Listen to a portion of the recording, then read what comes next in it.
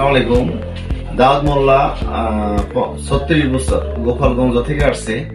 আজকে রোগীর লোক আমাকে বলতেছে যে স্যার নাকের অপারেশন করে দেন।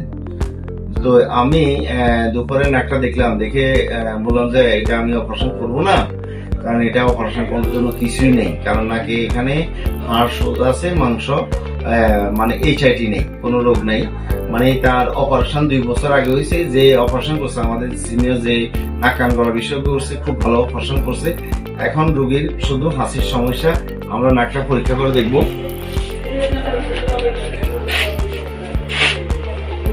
আমরা নাকটা পরীক্ষা করে দিয়েছি। Nose is clear, there is no HIT, there is কোনো মাংস নাই, কোনো নাক ক্লিয়ার।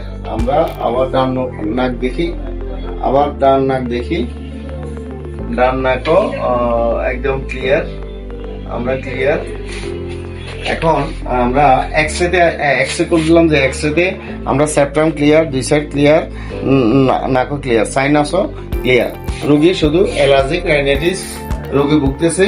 আমরা এখন অ্যালার্জিক রাইনাইটিস এর চিকিৎসা দিব। আসসালামু আলাইকুম।